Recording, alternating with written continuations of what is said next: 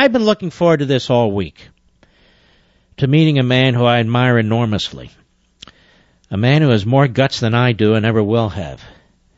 And his name is Travis Mills. Travis Mills, how are you, sir? I'm doing well. Thank you for having me on tonight, sir. I appreciate it. Well, it's a great honor. And you have a magnificent book out. It's called Tough as They Come.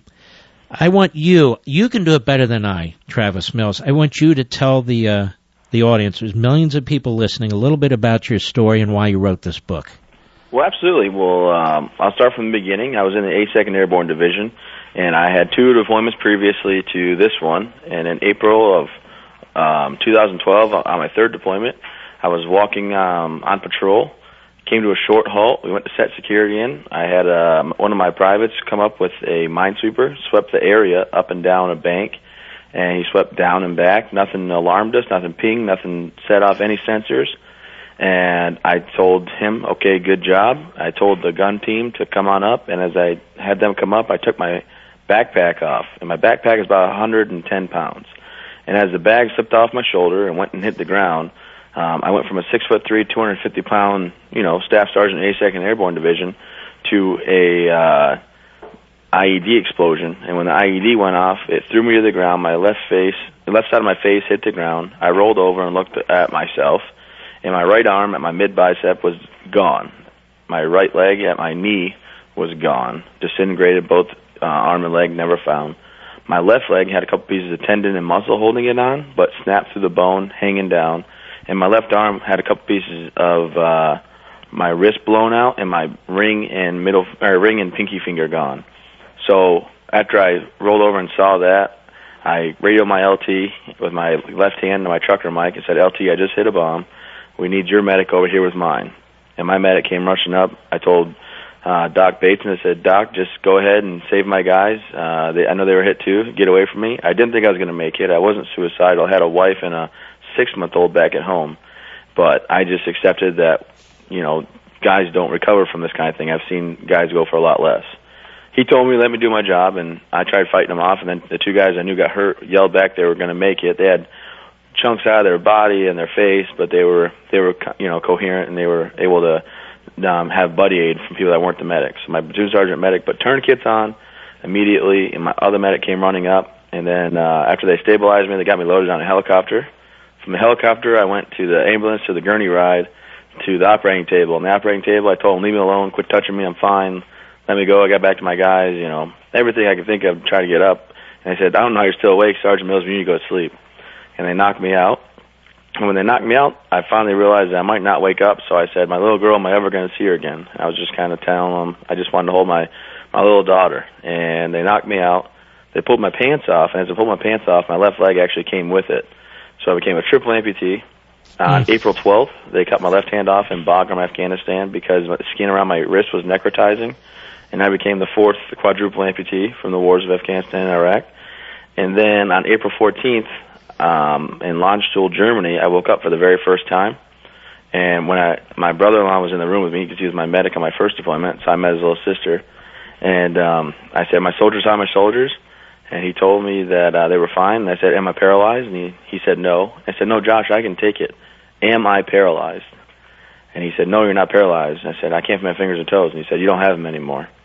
And that happened to be also my 25th birthday. I was born April 14th. So I woke up to find out that I was now a quadruple amputee. This is a lot for the audience and people to digest. I mean, you're quite a remarkable human being. First of all, to live through that. Secondly, I can hear your spirit.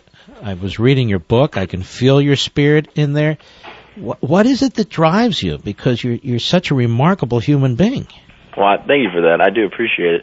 There's a few things that factor into my overall, way I live life. The first thing, I woke up and I was just so embarrassed and upset with myself, letting that Taliban get me, and thinking I let my country and my soldiers and my men and my wife and everybody down, my family. And then I made it to the hospital on the 17th of April, and I told my wife, well, first time she saw me, she actually had to sign a paper to cut 2 inches off my right leg, so I didn't see her till the 18th of April. And I told her, take everything we have, take our house in North Carolina, take the cars, take our money, everything we have, it's yours. I'll keep supplying you with all the funds that you and Chloe need, but you don't have to live like this. This isn't what you signed up for. And she said, "That's not how this works, Travis. I'm going to be with you." And I thought my little girl was going to think I'm some kind of scary monster. I was really nervous about her not wanting me to be her dad anymore because I had no arms and legs, and I had tubes out of my neck and my face and my arms, and she was just giggling and laughing and squeezing my nose. And once I realized that they weren't going anywhere, then I just put my nose to the grindstone and said, it's got to get done, and I got to be the one to do it because my family's staying with me, and I can't be a hindrance. I need to be, the staple, husband and father in their lives. So at Walter Reed, they have the best technology and the best prosthetics and the best doctors. I can go on and on about the best things they have, but I woke up and finally just said, I hate people feeding me. I don't enjoy having someone put food in my mouth or have to help me with other things. And I got my arm at 5 weeks. I had to go through a ketamine coma, which is this crazy case study that they did. I was the second person in the nation, number 30 in the world to ever have it. And it reset my pain tolerance, my nerve endings, because I kept having to put more and more dosage of painkillers, and they thought I was going to OD. And they tried this new study. It was crazy, but once I got out of the fog of hallucinations, I was playing with Ovechkin from the Washington Capitals. I was with Genghis Khan fighting barbarian hordes, and whatever was on TV, I was actually just living in that moment. Yeah. But once I got out of that, I started my physical therapy and occupational therapy, and I got my arm at 5 weeks. I took my first steps at 7 weeks and 4 days.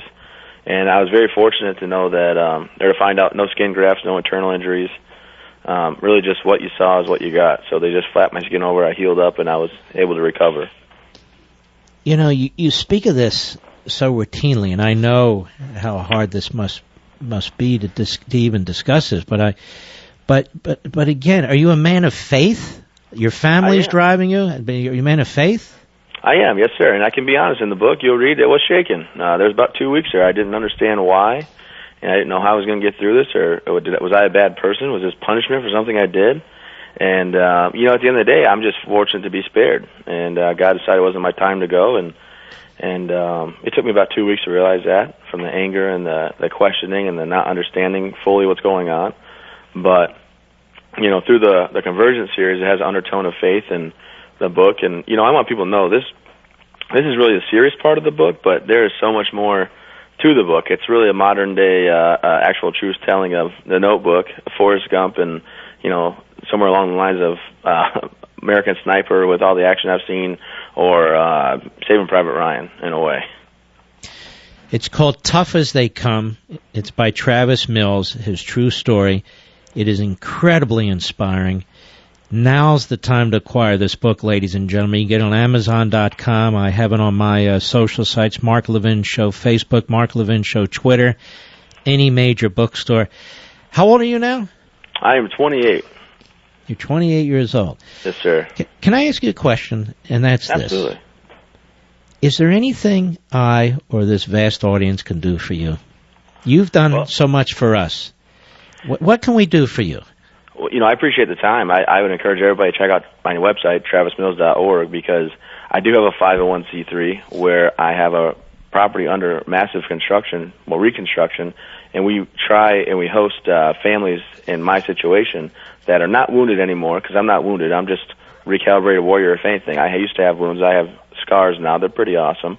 And I got to tell all the ladies I'm married because they just want to see them. But to be honest with you, I have the 501c3 going right now, and we're under massive reconstruction. What is that again? We'll post that up there. What is it? TravisMills.org, and it's the Travis Mills Foundation. I bring up men and women in my situation and their families and show them how to do things adaptively, create a safe environment for them to try and succeed at doing things with their families. I don't live life on the sidelines. I skydive, I snowboard, I do a bunch of things, downhill mountain biking, down mountains in Colorado and things like that. So I want to encourage men and women in my situation, whether military or not, to keep pushing and keep going in life and never give up and never quit. That's what I go around speaking throughout the nation. And I just got back from a really awesome stint. I was at the Reagan Library, Nixon Library, Microsoft.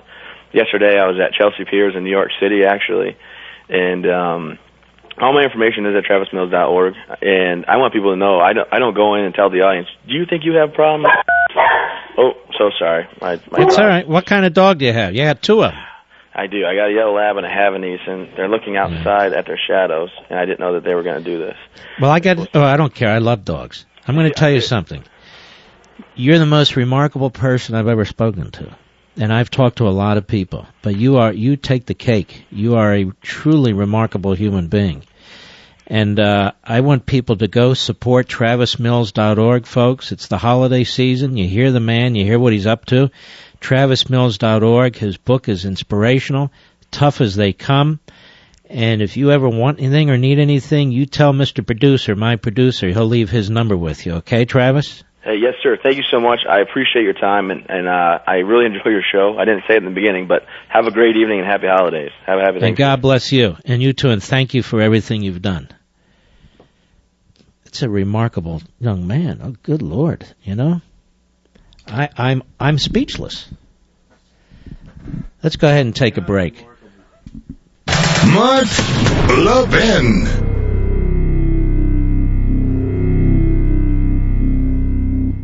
I still can't get over that kid. Young man, I should say. Travis Mills. There are people out there who are absolutely remarkable. And there are other people out there, you know, who you may not know, who are struggling and going through other things and who have enormous strength. And in this holiday season, they need our support too, and we should think about them too. All right, ladies and gentlemen, as you know, every Friday, America by Ray Charles in your honor. Here we go.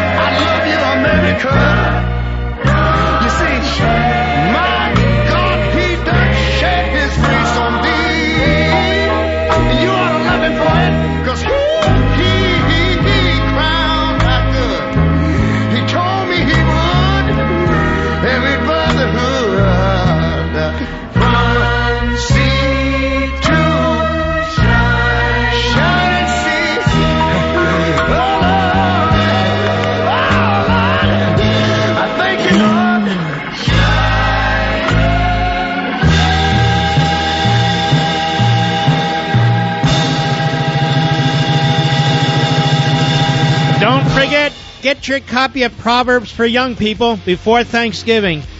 Trust me, you'll love it. Check the comments on Amazon.com.